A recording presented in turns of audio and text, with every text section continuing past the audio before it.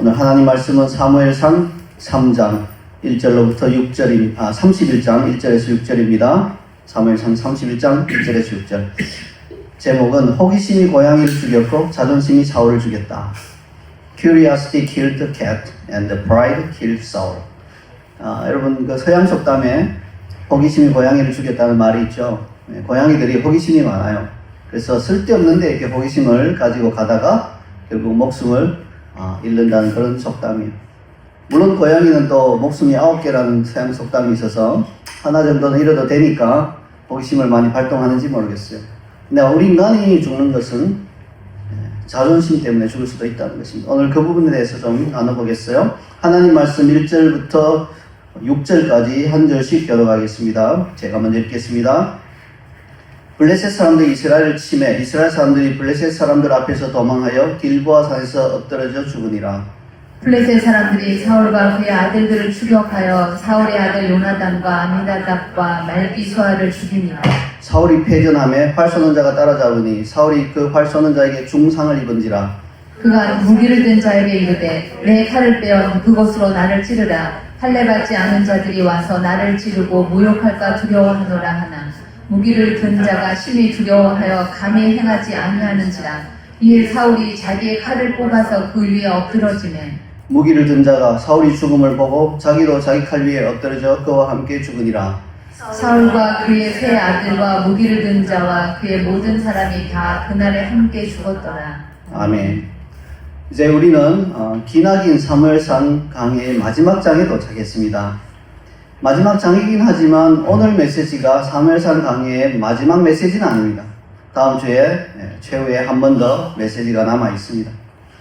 사무엘상 마지막 장의 전반부인 오늘 본문은 사울의 최후를 우리에게 전해주고 있습니다. 6절로 이루어진 짧은 본문이지만 오늘 본문에는요 죽음과 관련된 동사와 명사가 무려 5번이나 반복되고 있습니다. 수고스럽지만 한번 찾아볼까요? 1절에서 길보아 산에서 엎드러져 죽으니라 라고 되어 있습니다. 2절에서 사울의 아들 요나단과 아비나답과 말기수아를 죽이니라 라고 되어 있습니다. 5절에서 무기를 든 자가 사울이 죽음을 보고 그와 함께 죽으니라 라고 되어 있습니다. 마지막으로 6절에서 다 그날에 함께 죽었더라 라고 되어 있습니다. 이처럼 31장의 전반부는 끔찍한 죽음의 냄새가 진동하고 있습니다. 사울의 최후에 대한 이러한 묘사를 통해 우리는 사울 한 사람만 죽은 것이 아님을 알 수 있습니다. 사울의 죽음과 함께 이스라엘 백성뿐만 아니라 그의 주위의 많은 사람들까지도 비극적인 죽음을 맞이했습니다. 이처럼 사울은 안타깝게도 자신의 생애 마지막까지 다 함께 망하게 하는 자로 이 땅을 떠나고 말았습니다. 물론 사울이 고의적으로 주변 사람들을 망하게 하지는 않았어요. 왕으로서 나름 최선을 다했겠죠. 그러다 결과는요, 주변에 있는 모든 사람들이 함께 죽게 하는 그러한 비극적인 인생을 마무리하고 말았다는 것입니다. 왜 그렇습니까? 사울이 하나님께 범죄하고 끝까지 돌이키지 않았기 때문입니다. 그래서 그것으로 인해서 자기뿐만 아니라 주변 사람들까지도 다 망하게 만들었던 것입니다. 오늘 우리는 사울의 마지막 장면을 통해서 사울이 자신과 주변 사람들 모두를 망하게 했던 원인을 한번 살펴보고 우리는 사울의 길을 따르지 않도록 결단하는 그런 시간을 가지도록 하겠습니다. 사울이 자기 자신 및 자신의 가족과 주변 사람들을 모두 망하게 하는 길로 가게 만든 이유를 짐작하게 해주는 묘사가 3절과 4절 상반절에 나와 있습니다. 함께 읽겠습니다. 사울이 패전함에 활 쏘는 자가 따라잡으니 사울이 그 활 쏘는 자에게 중상을 입은지라. 그가 무기를 든 자에게 이르되 내 칼을 빼어 그곳으로 나를 찌르라. 할례 받지 않은 자들이 와서 나를 찌르고 모욕할까 두려워하노라. 사람이 죽기 전에 그 직전에 마지막으로 하는 말은 대단히 큰 무게감을 가집니다. 그 직전에 보통 어떤 말을 남겨요. 물론 경황이 전혀 없을 때는 말을 남기지 못할 수도 있겠지만 약간이라도 어떤 경황이 있고 주변에 사람들이 있을 때 어떤 말을 남기는데 그 말은 상당히 중요하고 무게감이 있습니다. 때로는 그 사람의 삶 전체를 요약하여 상징적으로 나타내 보여주기도 하는 것이 어떤 사람이 죽을 때 남기는 마지막 말입니다. 그럼 우리 예수님은 어땠을까요? 십자가에서 돌아가시기 직전에 남기신 마지막 말씀은 무엇일까요? 복음서마다 기록이 조금씩 달라요. 여러분 눈치챈지 모르지만 뭐 어떤 복음서에는 이런 말을 하고 돌아가셨다 돼 있고 또 다른 복음서에는 또 저런 말을 하고 돌아가셨다 돼 있어요. 그래서 성경학자들이 복음서 전체를 종합해 봤을 때 아마도 누가복음 23장 46절을 근거로 예수님의 마지막 말씀은 다음과 같다고 추정합니다. 우리 예수님의 마지막 말씀을 함께 읽어볼까요? 예수께서 큰 소리로 불러 이르시되 아버지 내 영혼을 아버지 손에 부탁하나이다 하고 이 말씀을 하신 후 숨지십니다. 네, 아버지 내 영혼을 아버지 손에 부탁하나이다. 이것이 예수님의 십자가에서 마지막 말씀이라고 믿어지고 있습니다. 예수님의 이 마지막 말씀은요, 십자가에서 처절한 죽음을 맞이하는 그 순간까지 아버지의 신실하심을 의지하는 믿음의 고백이에요. 그래서 예수님의 이 마지막 말씀은 수많은 그리스도인들이 임종의 자리에서 남기는 말이기도 합니다. 왜 그렇게 남길까요? 예수님처럼 나도 뭐 글뜻하게 말하고 이제 죽자 이게 아니라 정말 그것이 믿음의 신실한 고백이기 때문에 많은 그리스도인들이 이 말을 하고 임종을 맞이했다고 역사적으로 기록되어 있어요. 그래서 그들 역시 자신의 영혼을 아버지 손에 부탁하기 원하는 것입니다. 그런가 하면 순교자 스데반을 생각해 보십시다. 돌로 침을 당하여 죽음을 바로 눈앞에 두고 무릎을 꿇고 큰 소리로 주여 이 죄를 그들에게 돌리지 마옵소서 하고 말한 다음에 죽음을 맞이했습니다. 참으로 신약교회의 첫 순교자다운 그런 놀라운 용서의 강구라고 할 수 있겠습니다. 자, 그러므로 그리스도인들은요, 평안하게 죽을 때는 아버지, 내 영혼을 아버지 손에 부탁하나이다. 이렇게 하고 죽으면 좋겠죠. 또, 박해를 받아 죽을 때는 스데반 집사의 마지막 말을 인용할 수 있겠죠. 주여, 이 죄를 그들에게 돌리지 마옵소서. 이렇게 하면서 죽을 수 있다면 참 아름다운 죽음이 되겠습니다. 근데 오늘 본문에 나오는 사울의 마지막 말은 신실하신 하나님 아버지에 대한 믿음이나 원수들에 대한 용서 같은 이런 신앙적인 요소는 전혀 없습니다. 오직 자신의 자존심과 체면만을 생각하고 있을 따름입니다. 사울이 지금 죽음에 임박한 상황에서 염려하고 있는 것은 무엇인가요? 할례받지 않은 자들, 다시 봐서 블레셋 사람들, 즉 이방인들을 말하죠. 이들이 와서 그를 모욕하면서 죽일까 두렵다고 했습니다. 물론 어떤 면에서는 우리는 사울의 두려움을 이해할 수는 있습니다. 누군들 그렇지 않겠습니까? 심한 부상으로 몸을 제대로 가누지도 못하는 상황에서 적군이 와서 나를 막 모욕하고 조롱하면서 죽인다면 한 나라의 왕으로서는 참 두려우면서도 치욕스러운 일일 것이긴 합니다. 그러나 지금 사울은 그것을 두려워하고 있을 때가 아닙니다. 전쟁 중에 지금 심한 상처를 입고 곧 죽을 걸 본인도 알잖아요. 그러니까 죽음이 임박한 것은 모든 사람의 인생을 감찰하시는 심판주신 하나님을 곧 만날 것을 알고 그것을 두려워해야 마땅했는데 사울은 지금 그냥 자기 자존심 상하고 자기 체면이 상하고 블레셋 사람들이 와서 자기를 막 모욕하고 죽일까 그것이 그냥 두려웠던 것입니다. 굉장히 생각하는 것이 다른 것이죠. 오늘 본문을 보면 요나단을 포함한 사울의 세 아들들은 블레셋 사람들에 의해 죽임을 당했다고 나와 있습니다. 아마도 그들은 전쟁터에서 싸우다가 그냥 그 자리에서 장렬하게 전사한 것 같습니다. 그에 비하여 사울은 활 쏘는 자에게 따라잡혀서 그 활 쏘는 자에게 중상을 입고 죽음에 이르기까지 상당한 시간 동안 고통과 괴로움을 당하고 있습니다. 여러분 그 이유가 무엇이라고 생각하나요? 왜 요나단은 바로 죽고 전쟁터에서 사울은 왜 활살에 맞아가지고 막 여러 시간 동안 피를 막 철철 흘리면서 도망 다니다가 막 결국 마지막에 비참하게 죽게 되는 그 이유가 무엇이라고 생각하나요? 이 질문에 대하여 이런 식으로 답할 수도 있겠습니다. 사울이 죽기 전까지 고통과 괴로움을 당한 것은 하나님을 버리고 그분을 떠난 것에 대한 징벌이 아닐까요? 하나님을 배반하고 등을 돌리면 그와 같은 비참한 죽음을 당한다는 것을 보여주시는 것이 아닐까요? 아주 그럴듯한 대답입니다. 그리고 이 대답이 진실의 한 단면을 담고 있다고 할 수도 있습니다. 하나님께서 이사야 선지자를 통해서 악인에게는 평강이 없다 이렇게 말씀하셨기 때문에 그 악인은 사실 죽을 때에도 그냥 평강이 없이 죽을 수도 있다는 말이에요. 물론 악인이라고 다 평강이 없이 죽진 않아요. 하나님이 완전히 버리신 악인은요 죽을 때도 그냥 평안하게 죽을 수 있어요. 그러나 하나님이 붙들고 있는 악인은 마지막 때 좀 비참하게 그렇게 죽을 수 있다는 것입니다.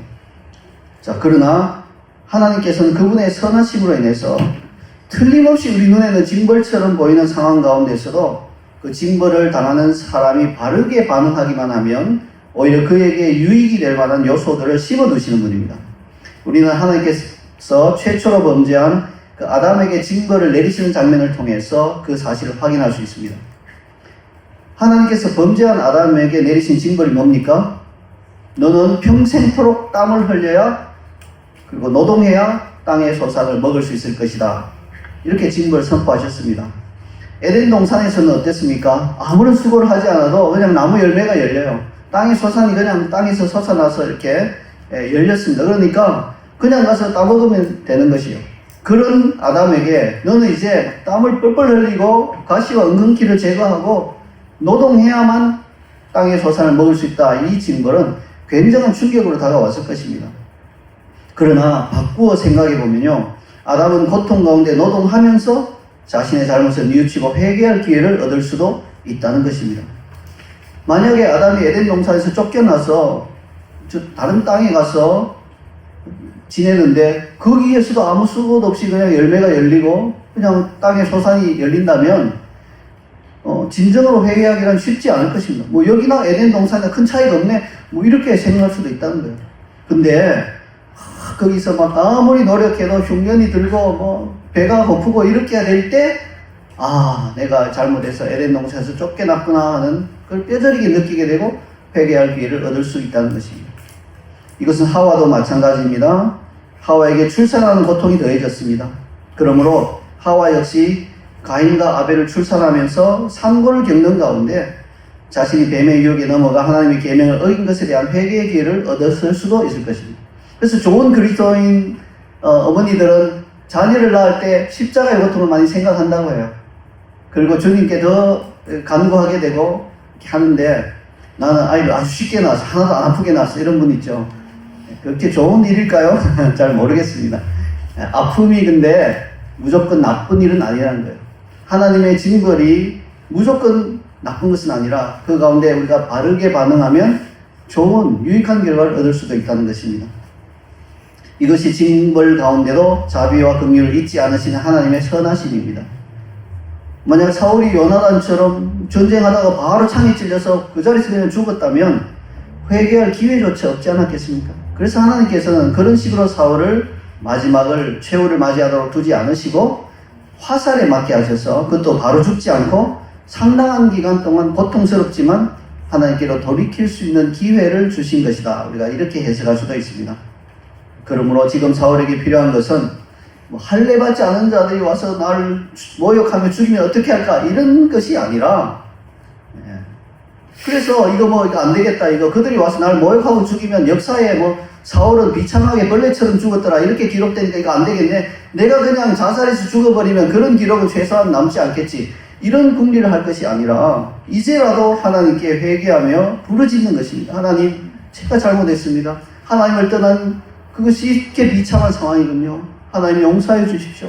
이렇게 회개하면 하나님께서 그 상황을 기적적으로 바꾸실 수도 있고요, 안 바꾸고 죽는다 하더라도 최소한 그의 영혼은 하나님 품에 안길 수 있다는 것입니다. 인생의 막다른 골목 같은 이런 극한 상황에서 어떻게, 우리가 보기에 도저히 살 수 없는데 어떻게 살 길을 열어주실지 잘 믿어지지 않는다면 그런 분들을 위해 하나님께서는 성경의 다른 곳에서 더 분명한 사인을 보여주셨습니다. 정말로 하나님이 회개하고 돌이키는 자에게는 용서와 긍휼을 베푸신다는 것을 보여주시는 명확한 사인이 있다는 것입니다. 여러분에게 한 가지 질문을 드리겠습니다. 아합 왕이 더 악한 자일까요? 사울이 더 악한 자일까요?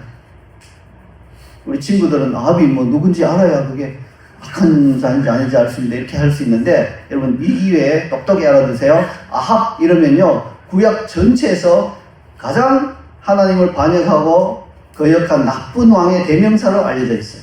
그러니까 굉장히 나쁜 왕이에요. 사울도 좀 나쁘긴 하지만 아합에 비하면 그렇게까지 나쁘진 않죠.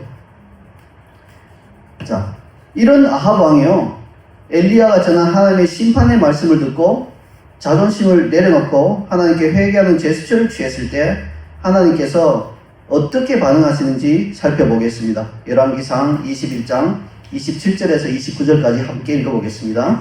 아합이 이 모든 말씀을 들을 때 그의 옷을 찢고 굵은 배로 몸을 동이고 금식하고 굵은 배에 누우며 또 풀이 죽어 다니더라. 여호와의 말씀이 디셉 사람 엘리야에게 임하여 이르시되 아합이 내 앞에서 겸비함을 내가 보느냐. 그가 내 앞에서 겸비함으로 내가 재앙을 저희 시대에는 내리지 아니하고 그 아들의 시대에야 그의 집에 재앙을 내리리라 하셨더라. 아멘. 성경을 잘 읽어보면 아합 왕이 잘했다 이런 표현은 하나도 없어요. 뭐 온통 아합이 하는 모든 말과 행동은 하나님을 거역하는 악한 것들 뿐이었어요. 그런데 아합이 잘한 것이 딱 하나 있습니다. 하나님의 심판의 말씀을 들었을 때 자존심과 체면을 벗어버리고 하나님 앞에서 겸비한 모습을 보인 것입니다. 이것 하나는 칭찬해 줄 만합니다. 하나님께서도 이로 인해서 아합의 시대에 내리려던 재앙을 거두셨다고 합니다. 이 얼마나 사랑과 그 길이 많으신 하나님이십니까? 그러므로 사울도 그 마지막 순간에 외치고 하나님께 부르짖었다면 살려주셨을 수도 있고요. 그렇지 않다 하더라도 그의 영혼을 하나님께서 받아주셨을 겁니다. 근데 오늘날 그리스도인들 가운데 이 악한 아합 왕보다 못한 사람들이 많이 있습니다. 그들은 하나님을 알고 있어요. 하나님의 선하심을 알고 있습니다. 그러면서도 자기 인생이 하나님을 떠나서 피폐해지고 망하는 길로 가는 가운데 끝끝내 자존심을 꺾지 못하고 결국은 본인뿐 아니라 가족과 주변 사람들까지 그 망하는 길로 함께 가도록 만드는 자들입니다. 이런 사람들은 폐암 진단을 받고도 담배를 끊지 못하는 환자보다 더 지독한 사람들이에요. 좀 심하게 들릴지 모르지만 용서하고 들으세요. 왜냐하면 그 환자는 폐암으로 자기 혼자 죽지만 자존심을 꺾지 않고 버티는 자가 당하는 일은 뭡니까? 주변 사람들까지 망하게 한다는 것이 문제죠. 폐암 환자는 육체의 죽음만을 경험하게 될 뿐이지만 하나님 앞에서 자존심을 꺾지 않고 버티는 자는 영혼의 죽음을 초래하기 때문입니다. 여러분, 자존심, 자존감, 체면, 채통 다 좋은 말이지요. 인간에게 이것이 없다면 인간답지 못하다고 생각되겠지요. 굶어 죽더라도 자존심은 지켜야지. 뭐 이게 맞는 말인 것처럼 들리고 이것을 굳게 금과 억조로 잡는 분들도 있을 겁니다. 그러나 하나님 앞에서 우리가 자존심, 자존감, 채통, 체면을 고집하면 이건 커다란 문제가 됩니다. 왜냐하면요, 나의 자존심과 자존감은 타락한 본성인 옛자에 깊이 뿌리박고 있기 때문에 그래서 이 옛자에 뿌리박은 자존심을 지키기 위해서 애쓰는 한은 하나님께 회개할 수도 없고요. 하나님께서 그를 도와주실 수도 없기 때문입니다. 그래서 오히려 자기 주변 사람들에게 고통과 절망만을 안겨다주고 자기 자신도 괴로울 뿐이기 때문입니다. 그래서 우리는 이 자존심과 이 자존심, 자부심, 채통 무슨 말로 표현하든지 간에 이런 것들을 하나님 앞에서는 고집하면 안 되는 이유가 여기 있습니다. 꺾어야 합니다. 그러므로 하나님께서 당신의 자녀를 본격적으로 다루실 때 가장 먼저 하시는 것 중에 하나가 그 사람의 자존심을 건드리는 거예요. 그리고 그것을 꺾으려고 하시는 겁니다. 이게 뭐 하나님께서 악취미가 있어서 너 자존심 어디다 자존심 채워? 너 안 꺾을래? 이런 상황이 아니라는 거예요. 앞서 말씀드린 것처럼 자존심을 꺾지 않는다면 그 사랑의 하나님이 자비와 긍휼을 베풀려고 해도 베풀 수가 없기 때문에 다루시기 위해서 그렇게 자존심을 건드리시는 거예요. 자존심을 꺾어야만 하나님 앞에 더 나아올 수 있기 때문에 꺾으려고 하시는 거예요. 사랑하기 때문에 그렇게 다루신다는 것입니다. 사랑하기 때문에 채찍을 들어서 매를 들어서 아이를 때리는 그 부모의 심정인 것이죠. 그래서 하나님은 우선 그 사람의 자존심을 건드릴 만한 사람이나 상황을 보내셔서 그 사람을 다루기 시작하시는 것이죠. 하나님 앞에서 자존심을 세우고 나는 이것만은 안 됩니다. 이렇게 말하면 여러분 조심하세요. 하나님이 그걸 다루기 시작하세요. 실생활의 예를 들어보겠습니다. 어떤 그리스도인 자매가 자신의 결혼 상대자를 위해서 기도하면서 하나님께 이렇게 말씀드렸습니다. 하나님, 저는 다른 것은 다 상관없지만 군인이나 의사는 안 됩니다. 군인은 월급도 적고 몇 년마다 한 번씩 다른 지방으로 배치되기 때문에 이사를 너무 자주 해야 돼서 나는 이사하는 거 싫으니까 안 돼요. 그리고 의사도 안 됩니다. 의사는 밤에도 응급 환자가 생기면 병원으로 가야 하니까 생활이 너무 불규칙합니다. 돈은 좀 많이 벌 수 있을지 몰라도 나는 그런 생활 싫습니다. 그러니 군인이나 의사 외에는 아무나 좋은 사람을 보내주세요. 그럼 제가 결혼할게요. 나중에 보면 결국 이 자매는 군의관과 결혼하게 됐다는 이야기입니다. 군의관이 뭡니까? 군인 플러스 의사예요. 예, 피하려고 했던 두 가지가 막 합쳐진 사람이 있다 하고 여기 좋은 사람이다 하고 안기십니다. 왜 그러시나요? 하나님은 자신의 자존심과 고집을 꺾지 않는 사람은 편하게 사용하실 수 없기 때문에, 진정한 의미에서 그를 형통의 길로 이끌 수 없기 때문에 일단 꺾으시는 거예요. 그래서 이제 꺾고 할 수 없지 하고 군의관과 결혼하면 하나님께서 이제 이 군의관이 뭐 조금 시간이 지난 다음에 아유 뭐 생활도 불안정하고 그런 걸 넘어서서 하나님께서 은혜를 막 베푸셔서 이제 선교사나 목사의 길로 가게 할 줄 누가 압니까? 그렇죠? 예, 끝까지 군의관으로 뭐 인생 마치게 하고 그러시지는 또 안 해요. 예, 그래서 하나님이 하시는 길이 그런 방식이랍니다. 저도 선교사로 부르심을 받은 후에 혹시 하나님께서 인도로 보내시지 않을까 하는 두려움이 있었습니다. 왜냐하면 제가 가장 싫어하는 음식이 바로 인도 음식이기 때문입니다. 어떤 사람들은 우리가 즐겨 먹는 카레와 인도 사람들이 많이 먹는 커리는 많이 다른 음식이라고 합니다. 예, 저도 많이 다른다는 것을 인정합니다. 카레는 그래도 먹을만 하지만 인도 커리는 정말 뭐 너무 먹기 힘들어요. 예, 막 한 입 딱 넣으면 뭐 벌써 막 속에서 거부 반응이 나오고 왜 그런지 모르겠어요. 그래서 저는 혹시라도 하나님께서 인도로 저를 선교사로 보내실까 싶어서 뭐 하나님 인도에 대해서는 전혀 기도하지 않았습니다. 뭐 커리 먹기 힘들어서 인도로 제발 보내지만 이런 기도는 긁어부스럼이란 말 알죠? 예, 나는 그냥 입 꾹 다물고 있는 게 나아요. 괜히 꺼냈다가 하나님이 그래? 이러시면서 계획이 딱 바뀔 수 있거든요. 절대 그렇게 인도에 뭐 커리에 커자도 꺼내지 않았어요. 이처럼 타락한 본성인 예자에 깊이 뿌리박고 있는 인간의 자존심은 하나님 앞에서 아무짝에도 쓸데없고 그 사람이 하나님께 나아가는 것을 방해하기만 합니다. 우리 모두가 얼마나 이런 쓸데없는 자존심을 붙들고 하나님께 항복하고 나아가기를 거부하고 있는지요.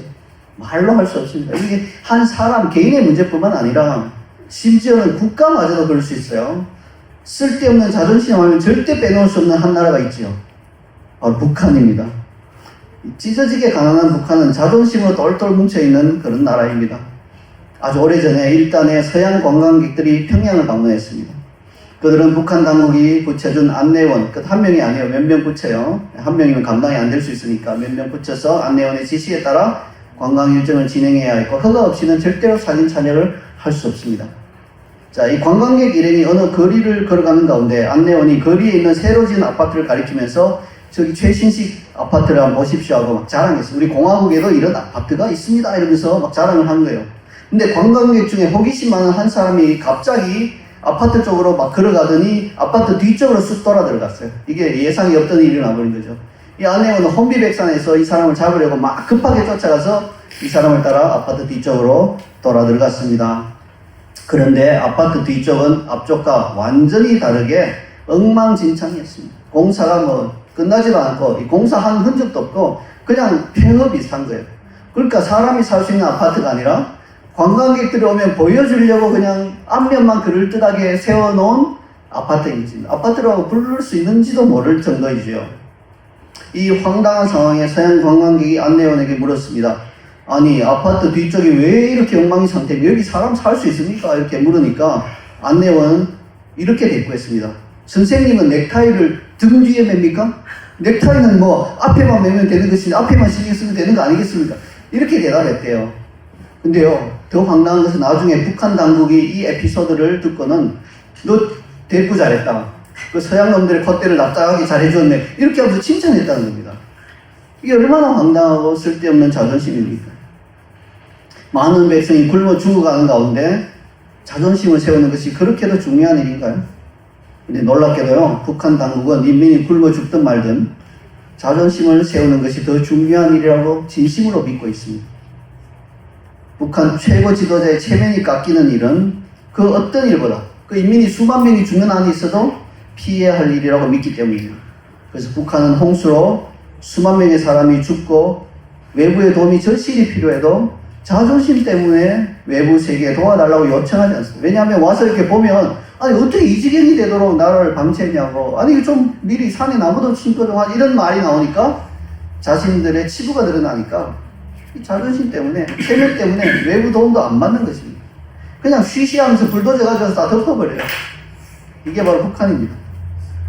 혹시 우리 가운데 이런 태도로 삶을 살아가는 분들이 있나요? 나의 주변 사람들이 나로 인하여 어떤 고통을 당하더라도 나의 자존심과 체면이 가장 중요하다고 생각하고 하나님께로 돌이켜 도움을 구하려 하지 않는 그런 삶을 살아가는 분들이 있나요? 그런 사람들이 있다면 북한 당국을 욕할 자격이 없어요. 수해가 났는데 수만 명이 죽어도 외부 도움을 원조를 거절하다 저 북한 당국 언제나 바뀌냐, 그런 욕할 자격이 없다는 거예요. 가족들이 피폐하고 다 죽어가는데 나의 자존심 때문에 하나님께 안 돌이키고 그렇게 하면 자기나 북한 당국이나 똑같은 독재죠. 누가 누구를 욕해요? 욕할 수 없습니다. 만약 여러분이 현재 인생에서 고통스럽고 괴로운 상황을 당하고 있다면, 하나님을 알고 있는데도 불구하고 그런 상황을 당하고 있다면, 그것은 거의 틀림없이 하나님께서 아무짝에도 쓸데없는 자존심을 꺾고 나에게 나아오라고 말씀하시는 것임을 인정하시기 바랍니다. 그것이 재정 문제든지 혹은 가족 간의 문제든지 혹은 직장에서의 문제든지 상관없이 그냥 아합왕처럼 하나님 앞에 항복하고 나오시기 바랍니다. 그러면 하나님께서는 기적적인 방법으로 여러분에게 살 길을 열어주시기 시작할 겁니다. 절대로 사울처럼 망하는 길로 그냥 곧장 가시면 안 됩니다. 그러면 실제적인 의미에서 어떻게 나의 자존심을 꺾고 하나님 앞으로 나올 수 있을까요? 어렵지 않아요. 그냥 겸손하게 자존심을 내려놓으면 돼요. 이 질문은 내가 가지고 있는 내가 지고 있는 이 무거운 짐을 어떻게 내려놓습니까 하는 질문과 똑같아요. 그냥 땅에 내려놓으면 돼요. 그게 어려워요. 예수님께서도 그런 사람들에게 마태복음 11장 28절에서 이렇게 말씀하셨습니다. 우리 함께 읽어볼까요? 수고하고 무거운 짐진 자들아 다 내게로 오라. 내가 너희를 쉬게 하리라. 네, 예수님께 가서 예수님 여기 짐 있어요. 좀 맡아주세요 하고 그냥 드리면 되는 거예요. 하지만 워낙 오랜 세월 동안 그 짐을 내가 감당해야 하는 나의 것인 양 지고 살아왔기 때문에 어떻게 해야 내려놓을 수 있을지 이 감조차 못 잡는 분도 있어요. 사실 현실적으로는요. 그런 분들은 그것을 하나님의 사람들, 특히 하나님의 종들에게 가져가서 상담하시면 됩니다. 진솔하게 털어놓으시면 돼요. 그러면 그분들이 자존심을 꺾고 하나님께 항복하는 방법을 친절하고 자세하게 알려줄 것입니다. 그 하나님의 종들의 말을 따르는 것이 바로 실제적인 의미에서 하나님께 항복하고 나아가는 것입니다. 하나님은 그것을 자존심을 꺾고 하나님 당신께로 나아오는 것으로 강조해 주십니다. 그러면 하나님께서 살 길을 열어주실 것입니다. 이제 말씀의 결론을 맺겠습니다. 우리 모두는 어쩌면 자존심으로 똘똘 뭉쳐있는 존재라고 할 수 있습니다. 물론 이것이 전적으로 잘못되었다는 말은 아닙니다. 자존심이 없거나 낮으면 자기 자신에 대해서 비참한 그런 느낌을 가질 수 있기 때문입니다. 그렇지만 타락한 본성인 옛자에 깊이 뿌리 박은 나의 자존심은 내가 하나님께 나아가는 데 있어서 전혀 도움이 되지 않을 뿐 아니라 오히려 커다란 방해가 될 뿐입니다. 사울처럼 죽음을 바로 눈앞에 두고도 자존심과 체면 때문에 하나님께 도와달라고 부르짖지 않은 어리석은 사람이 되지 말아야겠습니다. 사울보다 악한 왕이었던 아합 왕도 하나님 앞에서 자존심을 굽히고 겸비하게 그렇게 낮췄을 때 그로 인해서 재앙을 피할 수 있었습니다. 우리 자이언 CC의 모든 성도들이 하나님의 앞에서만은 좀 자존심을 꺾고 그분 앞에 납작 엎드려서 그분의 도우심을 간구하는 지혜로운 자들로 이 땅을 살아가게 되기를 간절히 소망합니다. 그럴 때 자신도 살고 자기 주변에 있는 가족과 이웃들도 사는 길로 인도할 수 있게 될 것입니다. 그러한 길로 가게 되기를 주님의 이름으로 축원합니다. 아멘. 이 시간 우리 말씀을 보면서 들은 말씀이 속사람 안으로 내려갈 수 있도록 좀 한번 기도하기 원합니다. 나는 그런 사람 아닌데요. 난 사울 같은 자 아닌데요. 나는 하나님 앞에 자존심 세우지 않아요. 물론 그렇게 말씀하는 분도 있을 거예요. 표신하게 그렇게 하지 않는다는 것 뿐이지 우리 인간은 누구나 어느 영역에서는 작게 다 자존심 세우고 있어요. 여러분 어린 친구들도 마찬가지예요. 여러분은 자존심 없이 그냥 하나님 앞에 다 순복하고 엎드리나 그러지 않잖아요. 내가 싫어하는 거 절대로 안 하겠다고 막 고집하는 게 우리 어린 아이들에게도 다 있는 거잖아요. 그러니까 여러분 이 시간 이 말씀을 읽으면서 오늘 들은 메시지를 속사람 안에 깊이 넣을 때 우리가 자존심을 꺾고 하나님 앞에 나아갈 수 있게 될 것입니다. 우리 함께 읽은 다음에 2분 정도 주님 앞에 결단하며 기도하며 나아가겠습니다.